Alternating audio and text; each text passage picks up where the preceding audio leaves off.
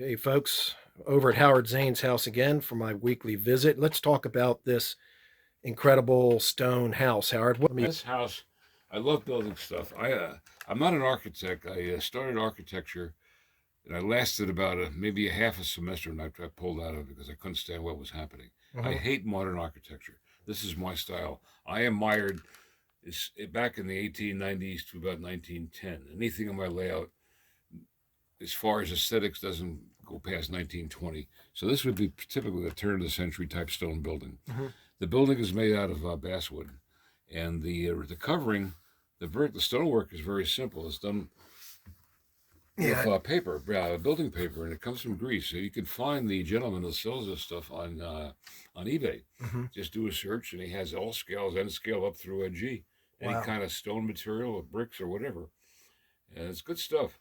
The finish the edges is the hard part. And what you do to get this edge to look like this is you hit it with ink and alcohol. Okay. That takes anything white is gone right away. Wow. It takes weathering very well. It's easy to cut. It's easy to work with. These shingles here are not Campbell. They're made by Microscale. Okay. Don Reed in Okay. strips, and they work beautifully. So if you ever want shingles, just contact Don. And I love it. He's Right. still doing it. Microscalemodels.com. Microscale models. Yeah. You made the dormers. You made the dormers Oh, I made yourself. everything. Yeah. Okay. Was this thing done from plans or Oh just? no. Well, actually, that's not true here. I did a raw 2 minute sketch. Was my Yeah. promise. Let me pause it, folks. Yeah. All right, we're back. We found the sketch. Howard, tell us about the Well, sketch. many times, Let me see it here. if I was a fine art painter and I was doing impressionistic work, I wouldn't sketch out what I was going to do on the canvas. I just slop the paint on it Mm-hmm. and just hope it works out. I've seen people just throw paint on a canvas and call it great, and some art critic says, "Hey, this is wonderful," and it sells for $1 million. Right. I pretty much approached this the same way. However, in this one, I did a small sketch. This is about a 2 minute sketch. That Just took you 2 minutes. Not even 2 minutes, about a minute and a half. Oh my God. It's not very good. First thing I do is work out the floor plan. Like Okay. over here. Then I just fill in the elevations. We talked about proportions. Tell us about proportions because one Well- building I brought over here, you looked at, the proportions were so out of whack, I wound up tearing it down and redoing it. You'll know about it. It's strictly eyeball. See, eyeball Yeah, it. there's no my mathematical formula that I know of. And now I was doing this. I my college career, I started in pre-med, but it soon it wasn't working well from the college and for me, so I quit that. And it took off, and I enrolled at Pratt in architecture. Okay. And after about a semester, I said, "This is crap. I don't want anything to do with this." Because first of all, you have to work as a draftsman for 8 years until you get a license.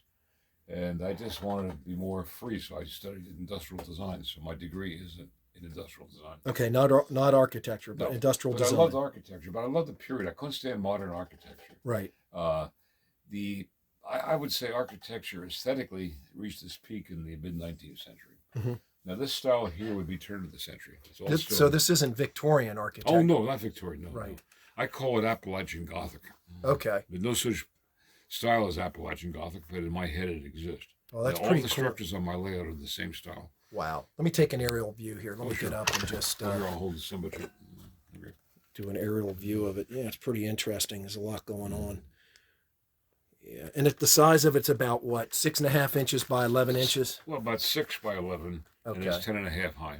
Okay, and it's HO. Yeah, the height comes from the cupola. Now, in these cupolas, this house was built long before air conditioning, and basic physics or 8th grade science will tell you that hot air rises. Right. So buildings usually had high ceilings or cupolas. Mhm. And the hot air would go up, and they opened the windows or vents. Right. Same with church steeples. That's Wow. how they cooled them. And then when air conditioning came on back in the 30s and the 40s, and they did start using cupolas.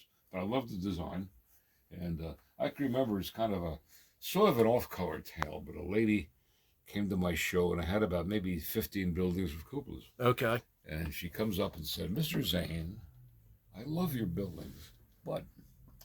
This isn't What? X-rated, is it? No, it's not X-rated. No, I would do that. To you. All right. I'm X-rated.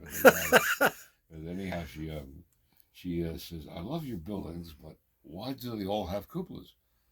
I said, "It's a man thing." Yeah, man. No, it's dreams. So- very, very nice. It's very impressive. So here, I'll flip it around. Yeah. So the love I get out of building structures is the inception to completion. Inception, let's put an emphasis on that. The greatest pleasure I have is designing something than Right. building it. Right. I will not copy anything.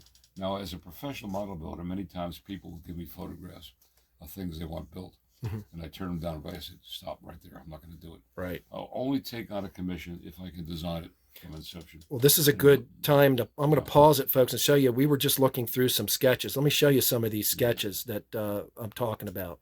Now, these folks, we found some sketches. So these are sketches that you did, right, Howard? Yes. So these are your designs. These so, were done with the client present. And, okay. This was a client I had in Washington State. I was going to build a whole 7,000-foot scale railroad. Okay, let me turn it this way so we can see. This is a sand tower. It's a sand tower. Yeah. Oh man! Now these were done in the presence of the client. Now sometimes I use a straight edge to get a straight line. Other times I don't. Okay. So we went over concepts, and over here I put how many hours over here? I put 80 hours. Okay. I'll take to build it. Okay. This one over here was gigantic. Oh man! This was 3 feet, so this is 150 hours to build. Okay, now what is this going to be? Freight station. A freight station. Yeah, huge freight station. Man, look at this thing. Yeah, the freight doors down here. And this is going to be done in O scale. All those scale. Okay. Yeah, actually, it was finished. A lot of these structures that I built for this job, you could are on the brasstrends.com site. Oh wow! They wound up with a bunch of them. This is really this thing. This was a socks locomotive off. shop. Look at that, folks. Now, this would have been 120 hours to build. Right, 1, 2, 3, 4 stalls, but it could be made to be more stalls. Oh yeah. And the way the roofs are angled at the top, wow! And this is going to be stone or brick or what's this going to be? We haven't decided. Okay. We've never decided. Okay. This over here was more elaborate. He wanted a very elaborate coal tower. Okay. No prototype at all. Wow. It serves 2 tracks, track on this side and the track on that side. Wow. So this sketch here took about maybe an hour and a half. With the client Yeah, present. and then I put down 110 hours to build. Okay. Because there's no windows to cut or anything like that. Wow. It's pretty simple to build. Just time consuming.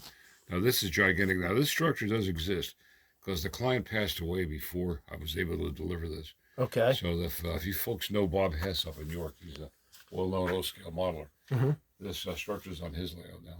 Oh wow. And he's very happy with it. Wow. This over here was a powerhouse.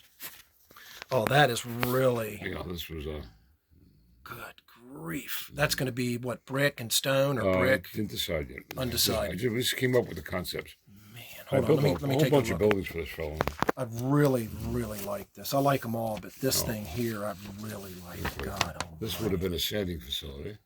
And this is going to be an O scale. About how long is this thing going to be? About 36 inches long? This one, about that, yeah. It's a about very 36 good inches long. See that you got proportion, you can figure that out. Right. There's your proportion. In O scale, and in HO scale, it would be about 18 inches That's long. correct. And that's the beauty of scratch build. All right, let me give this back to you. Do anything you want in scratch build. Man. This is now we have some over there. We grabbed that pile over there. All right, let me pause this here. All right, we grabbed some more sketches. Let's talk about This these. is a rough sketch of a coal mine. He wanted just a rough of it, and this would have been O scale. Okay. We didn't even figure the hours because time ran out. This over here were a bunch of houses. Now these are 5-minute sketches, just done with a pencil. Oh, wow. They're all freehand, no measured lines. Here's the top view. Mm-hmm. Over here is the top view of this house. Here, this over here. So these are 3 different kinds of houses that are just being sketched. Mm-hmm. Okay. But all turn of the century style. Right. Here's more elaboration, a different style of mine. It's close to the other. Mm-hmm. But we never built that. Wow. And that's another. All right, I just found these. I did these while I was out in Washington State. That's where the client lived. Oh my goodness. Yeah, All right, it was going to be a 7,000-foot O-scale layout, but unfortunately he passed away. As a matter of fact, one of the reasons I don't build layouts anymore for people, well, 2 reasons. One, I'm 84 years old. Right. And the other reason is every time I build a layout, the person dies or loses his job. Oh, that's not good. So it's not. I figured I'm bad luck, so I'm not going to do it. I'll save his life by not doing the job. Well, folks, I'll be glad to build a layout for you. So if you're Well, I'll interested, be glad to help you do this. Contact us. Getting back to this, this was yeah, let me. This is again, it's just a style I love. It's got basically a 5-story house, and they did have 5-story houses. This is the 1, 2, 3, 4, and that could be the 5th. It's amuse your imagination. Right. It's really a 4-story house. Got an access door to get on the roof. Yeah, that's the roof access. Wow. Then over here. Oh, we haven't showed. Yeah, let's turn it completely around. I haven't showed the back. Oh man, look at the back. Yeah, the back looks pretty neat too. Well, folks, this is available for sale. This will run you $1,100. It's not cheap, but it's a work of art. And Here's if a you're big one there. interested, if you're interested in this, email me at alpug1@verizon.net. Again, alpug1@verizon.net to inquire about this and other structures that Yeah. we have. Another reason for cupolas, Mm-hmm. they're easy to pick up. Oh, yeah. Oh, wow. That's a sturdy structure. Oh, I mean, yes, it's all super braced. Now, this structure does not have lights or interior, but they can be added easily. right. It's not a problem. I can do that, or the customer can do it. Well, Howard, I'm going to end the video here, and then I'm just going to go over to the Shatanet. That's still available for sale. I'm going to add a picture of that to this video. Yeah, let me pause this video. Okay. And folks, I'm going to end the video. Again, we featured this in a prior video. This is the Shatanet station, and that is also available. It is $2,500. These aren't cheap, but they are works of art. And if you're interested in either one of these structures, you can contact me at alpug1@verizon.net.